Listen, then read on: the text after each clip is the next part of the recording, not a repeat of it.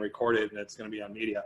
But my name is Joe R. I am an alcoholic, and I wasn't always an alcoholic. I caught this thing somewhere along the way, and I'm grateful. I'm so grateful I did, so extremely grateful.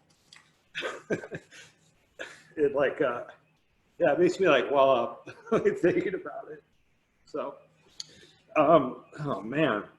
So thank you for asking me to share, Sean, and congratulations to all the people celebrating days, anniversaries. Like I saw 2 months to 2 years, 25 days. It's just amazing, how much this thing works. It's just such a beautiful thing. My significant other, who's over here hiding, Kate, picked up 9 months. Yeah, 9 months of the 13th, and it's just such a powerful experience. My sobriety date's January 7th, 2005. I picked up 15 years, and it's just it's been a wild ride. I just came in here trying to get out of trouble, and I was trying to do my regular thing where I just switch it up a bit. I was going to change things up. That's what I was going to do. I was going to change my drinking rules. I was going to make sure I had something on hand so I could pass out later, or something on Monday morning so I could make it to work, or whatever it was. I just looking to change things up. Maybe I was going to change the people I was going to hang around. Maybe I was going to move to a new place. Maybe all those different things. Maybe I need a new job. Maybe I need to go to school. Maybe I need to do all these things. And that's not what I ended up with. And I'm very well aware that it has nothing to do with something I did. I first came into my first AA meeting was an H&I meeting when I first got sober. And it was brought into. Well, I was forced in a place called Monte Vista Hospital in Las Vegas, Nevada. And this guy had 10 years, and he brought him to this H&I meeting. And I was just trying to not go to jail. So I took the bait, and went to this place, and it was a foreign concept to me. I couldn't conceptualize abstinence. It wasn't in the cards to me. What I saw was, it's you either do this, either you just manage it better, is what you do, or you stay away from this, that, and that, or whatever it is. You live this life, which to me, when it first came to me, was a solution to my problem. I'd been suffering from alcoholism, from a spiritual malady way before that, and it masked that. It covered it up, and then, then I saw that life, where I just could not see life without alcohol. And I saw this area over here where you just didn't do anything. That's called being Mormon. Right? Not very exciting to me. Tried that, grew up in a Mormon family. I was do not want what these people have, but deep down, there was part of me that wanted that. You know what I mean? I just didn't see it as an option for me. And this guy brought this H&I meeting in there, and and he's talking about these things, and he's a panel, and we're letting him have this discussion and stuff, and he's and people are well, what do you do for fun? And he's I go to concerts with my sponsor, and I'm what's a sponsor? And he starts telling me, I'm why would you bring that guy to a concert with you? That's the guy you're trying to avoid, because how can you have fun, without getting loaded? And meanwhile, I had these concert tickets for this place at the intramural fields down at UNLV. And this is why I had to get out of this treatment thing, because I had those concert tickets. I had to get back to my, my very successful fake ID business, and all these business ventures I had going on the side, because I was in the wrong place, and I just thought this was the worst idea ever. But when that man planted a seed inside my head, ironically, I think I was around 5-6 years sober, and my sponsor was in the War Frats, and if you don't know what that is, it's a group of deadheads that love the music, and they decided to get this way where they can have meetings in between sets and do what they love to do, and continue to do that, experience fellowship and recovery. And there I was at this meeting watching the Grateful Dead. I'm not a Grateful Dead fan. I grew up in Vegas, and we'd end up in the parking lot to have grilled cheese sandwiches and LSD, and I'd never make it into the Silver Bowl, and and I was there, and I finally got it. I'm oh, the guy just liked his sponsor, and they were friends, you know what I mean? And he liked music, I was I totally understood it then, It's oh, he's just going with his buddy, and there I was, and not even a big Dead fan, and I got to meet the manager for the Grateful Dead at my first show, and I loved it because I had all these guys with 20 and 30 years that were just going crazy over the Grateful Dead and this guy Rock Scully. And I'm like, yeah, this is my first show when I met him, my first show. You guys have been talking crack to me all night because I still smoke and I'm so many years sober, you know? So I got to rub it all in their faces. But I mean, if you're new here, you know, those people are picking up 25 days. That's like a big deal. It's amazing when you come from the place where we're at, you know, because to me, you know, I couldn't go a day. You know, I had these moments where I went like a week, and I figured out after like, I was trying to stop my own for years, that the only reason why I got a week is because I didn't have any money, right? Once I'd go cash my paycheck at Barbary Coast, the Gold Coast, and Vegas, you know, like, because you know, I'm an alcoholic. I don't have a bank account, right? And a cocktail waitress would ask me, "Do you want a drink?" And I'd go, "Yeah." And then, you know, 2.5 weeks later, I'd be in the same spot. Like, it was just because there was a correlation. I didn't have resources, right?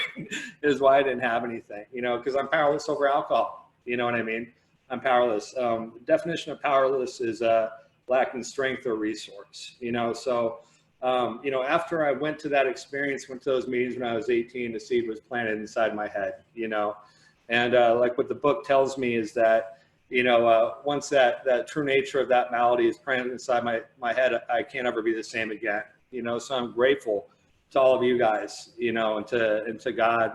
And now I've been touched by you guys to essentially is what you did is, I don't know if I can swear here, but I'm going to do it. You guys fucked up my drinking. I couldn't drink and not be cognizant of what I was doing to myself and what was happening, you know? So thank you all for that, you know, but I tried to get, like, I had that in my head. I just went on like this treatment thing. You're in the wrong place. You know, well, I don't even know what that AA thing was. That was weird, you know?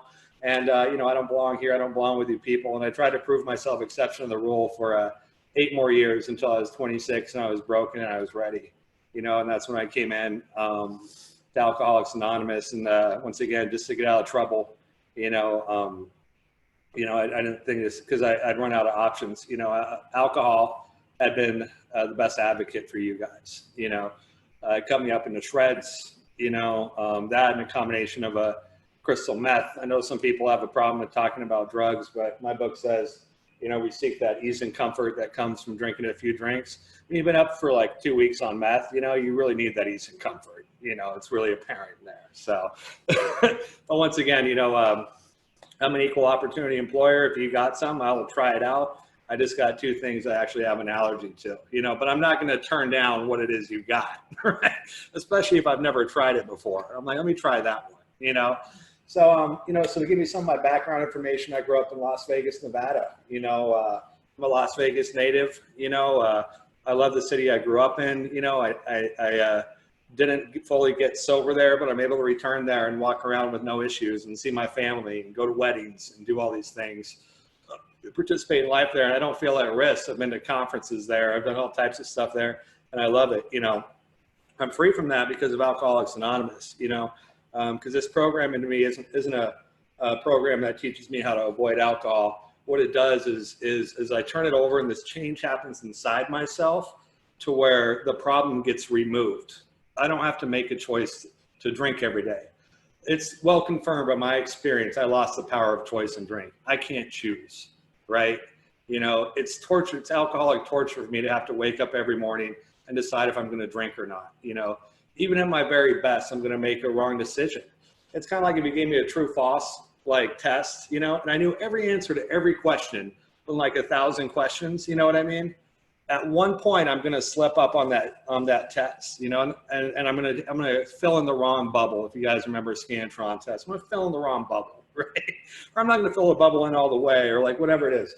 So like, you know, I don't have to make that choice today. The problem's removed. You know, I go into a grocery store and what I see is Gatorade, and I just like don't see alcohol. And every once in a while I'll text my friend and be like, dude, I just walked through a whole grocery store and I just realized at the end I didn't recognize any alcohol. It's the problem's been removed. So I don't have to make that choice. You know, and that's an act of providence with me. So, yeah, I grew up in Las Vegas, Nevada. I started off really slow when I was drinking, you know, early but slow. I started when I was 9. My first drink was, have you guys heard of it? Something called Wild Turkey is what I started off with. And I fancied it up with like a little bit of Kool-Aid, you know? So that was my first drink. And I got in trouble my first night drinking. It's like a bad sign, you know? But it's like I'd been waiting for it for my whole life. You know, I was the type of kid that get in fights, like whatever it was, get in trouble with principal's office. all these type of things. Youngest of 5 kids in a Mormon family.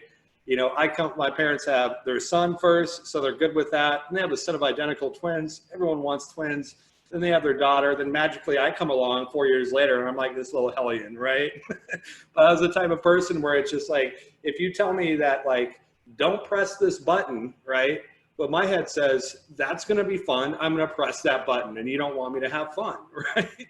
And so I learned this before I started drinking. You know, they're like, don't steal, you know? So me and my buddies would go steal hood ornaments off of cars, like Mercedes and like BMWs, and make like little necklaces out of them and stuff. And we're like, oh, this is fun. You know, I'd steal the chromies off of cars. We go into houses that were being built and like just mess them up. You know what I mean? Start little fires inside them, not burn them down, you know, like whatever it was. This is like the type of thing that we would do. We'd egg people's houses, little vandalism, you know, we get in fist fights, and I'm like, this is great. Everything that I was told not to do is obviously like a plot against me by the world, specifically my parents, you know, to avoid having all type of fun and excitement in my life, right? Because I had a spiritual malady, right? And excitement masks that thing up, you know? So I can do something that's exciting or deviant, you know, it masks that thing up. So it's a natural progression to me. I love when Bill talks about his stories that he didn't pay attention to the warnings of his family about drink or alcohol. My family was weird. It's like, it just understood you didn't do it. You know, I didn't have a frame of reference for like, oh, this is how you drink casually. You just don't do it, right? So anyways, like I had that first opportunity to drink, and it took like all that self-centered fear away. It just like took everything away. Like I was hanging out with older kids in the neighborhood. I felt camaraderie. You know, it was like the best night of my life. Like the first night of my life I was alive, and I'm like, I got to do this again. You know, even though I got in trouble, even though I got sick, I still want to do it again, you know? So it's injurious, you know? Actually, I wasn't allowed to hang around with those kids for a few years, but like that thought of the drink in my head, that's the only thing I saw as a solution to my problem, you know, to my spirituality, to my unrest, to my restlessness, irritability, and discontentment with life, you know?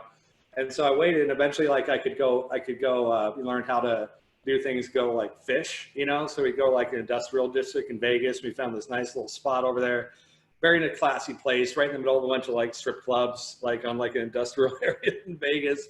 And, you know, we'd go up there and we'd be like, hey man, can you get us like such, you know? And we'd give them like, we'd have like these orders of like things we wanted to be like some fancy, like a Heineken, you know, and like blah, blah, blah. We'd end up with like Boone's Farm, Strawberry Hill, Cisco, and King Cobra 40s, 89-cent 40s, and he'd have like bottles or whatever he wanted, you know?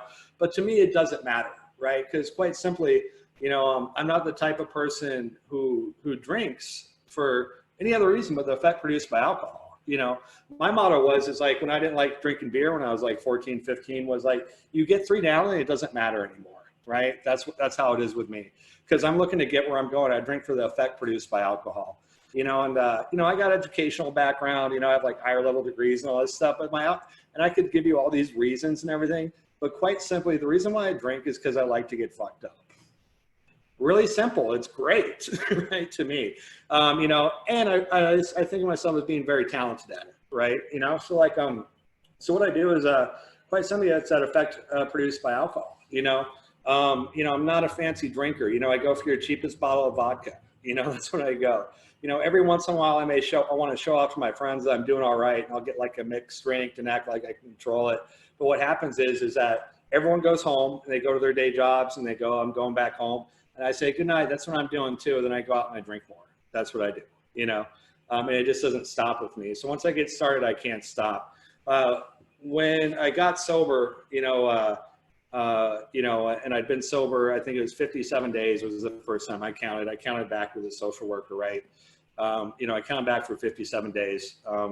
And I thought back, and that's when I realized I was an alcoholic. I had this moment where I'm just like, yeah, like, and here's the thing that makes alcohol differently is that, I don't have like this delusion with like crystal meth. You know, I'm not like doing crystal meth and thinking like, all right, you just need to manage this better, right? You know, you can just use this like a gentleman, you know, maybe you have like, I don't know, like, what do you have? Like some like hors d'oeuvres and then like a line of crystal, like, no, there's no gray area with crystal meth. You're doing crystal meth, you're doing crystal meth. You're shooting heroin, you're not like, this is okay.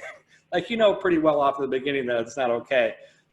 I just had to let go of all those other things because my plan was like, you just need to do Xanax, and weed, because you don't get any trouble because you can't leave the house, right? And then you can have a drink with your friends sometimes because you've always been able to do that, right? And then I was like, maybe I shouldn't do weed because it's illegal, and maybe I need to get a job, And then I'm like, well, maybe you shouldn't do Xanax because while it is legal, you're getting it from Mexico and you're prescribing it to yourself and you're not a doctor. So it is illegal. Okay, maybe I can do without that. And I whittled it down to alcohol, and I realized I had this moment that I looked back over the course of my life and the course of my drinking career, and I realized that every time I drank, except for 2 times, out of every time I drank until I passed out. I was physically incapacitated. I got in trouble with the law, I ran out of money. I would drink till there was no money left. And I'm just like, that's that, Or we drink till we were younger. We drink till there was no alcohol gone, no alcohol anymore. We couldn't get any alcohol. Or I'd be too incapacitated to get more alcohol. And believe me, I'm not making it, I'm not like, oh, I'm too incapacitated. I did things like walk down probably about a mile, which is a long time when you're drunk, to go to the store to get alcohol, right? And then I'd always do funny things. I had a 25-cent soda machine. So I'd be getting a big bottle of cheap vodka, and then I get 2 25-cent sodas so I can make mixed drink, because then I'm not an alcoholic, right? I would do things like that. So, and then I had this moment, and I remember tears were flowing down my face. It's like I'd lost my best friend. I always thought that was my safe spot, and I realized that, yeah, there's a problem with this alcohol thing, and that's when it starts and it ends with you, every single time. And even when you restrict yourself just to alcohol, it ends up worse. You get in more trouble. And it's maybe you have this thing. And I counted back to my sobriety date with that social worker, and we counted back to January 7th, and that was the date of my last drink. That was at a Gold Spike Casino is where that was at. A really fancy place in Vegas. They got penny slots, right? So you could go there and play penny slots, and if you befriended the cocktail waitress enough, they'd give you drinks, for cheap, and you could just play forever, and drink. So so it came down to that, and that's the thing is that I have this thing where I want to drink like other people, I want to more intensely than anything else to be able to go out to the bar with my friends, go hear some good music, and have a few mixed drinks and chat up at the bar and talk about life and do all those things. I think my life is going to look like a Heineken commercial, is what I think it's going to look like. I think it's going to be everyone's dancing, you got some cool music playing. My life doesn't look like a Heineken commercial when I drink. It looks like if you had a Schlitz malt liquor commercial, or a Milwaukee's Best served warm because it's left inside your garage in the summer in Vegas for a month. If you had advertisement for that, and you combined it with an anti-meth ad, that's what my life looks like, in a nutshell. And you don't see a lot of commercials for Schlitz, because if you're drinking Schlitz, your life sucks. It's like Steel Reserve. It's unless you're not having fun, right? So that's what it turns out, so that delusion has started to be smashed. And I came into this thing, and that social worker had brought out a big book for another client. And I go, let me see that. And I read it, and it's the first thing that ever made sense to me, in my life. And I go, you know what, I'm going to give this thing a month, right? That place I was at, the institution, didn't have 12-step meetings. So me and that guy started having our own 12-step meetings. So I learned from the book with this guy that also had a month sober, month and a half sober, or something like that. And we started doing those things. And I go, I'm going to give this a month. And some other guys jump into it. And this is where I was at when I started, is that, we do that serenity prayer at the end of the meeting. It's 3 lines. And this is how difficult it was for me. It was, took me 3 weeks to learn the serenity prayer. And I was trying every day, right? My brain was mush, and I was trying to that, but I knew there was something there had to be. It's I don't get a thirst, that there's not going to be a way to quench my thirst. I want to get thirsty if there wasn't water on this planet, So I'm not going to have alcoholism if there's not a solution for it. And I go, this is the only option I got. Then I go, maybe I'm going to give it 3 months, maybe I give it 6 months, And then I started doing this AA thing, and it started working for me. I got plugged in with a sponsor. We'd meet and read through the book. He read to me about the allergy, and he read to me about this well-known stages of the spree in the doctor's opinion. And he goes, can you identify with that? And I go, yeah, it's the story of my life, And he goes, let me just, he's like, do me a favor, write this in the margin. And it's right there in the doctor's opinion where it talks about, well-known stages of spree. It goes, he goes, write this. I'm like already excited, ready for like some like huge knowledge that this guy has to me, you know, because he knows how to stay sober and I don't. And I still got it in my big book right here. Like this is my big book that's fallen apart at this point, you know. And it says, write this, I'm fucked, right? That's what that means, right? And he's like, I'll write it. I'm like, no, I got this. You know what I mean? And I write in there and he goes, unless we have a spiritual experience, you know. And that's the wonderful thing about AA is that you get plugged in with these people that are also have like that same need. We have the same common problem. But I loved coming to you guys, back to you guys and hearing your stories. It made sense for me. It made it okay to admit that I was an alcoholic because I saw that there's other people that have been through the same thing as me and they were able to get well. So I got hope. And nothing else would give me hope, but like seeing people and hearing people, knowing they're telling the truth and see they walk through it and come out on the other side, it made me okay to accept that. Because what I would do is I'd go like on these like 3-week, 6-month runs and I would just sit and stare at my ceiling and I would just like cry, you know what I mean? And then I would say, I need help. I need so much help, you know? I'd wake up the next day or 2 days later, like whatever it was, and I go, and I'd fall back in that delusion that I didn't have a problem. Right? I didn't have a problem because it was easier for me to accept that I didn't have a problem and make up that story inside my head than to face the fact that I was completely hopeless and there was no effing solution for anything in my life. You guys made it okay for that, right? You know, so anyways, like I meet with this sponsor and I'm doing this stuff. They gave me psychological testing when I got sober, right? And like, this is my favorite part is they're like, yeah, you have A, B, and C, D, F, whatever diagnoses.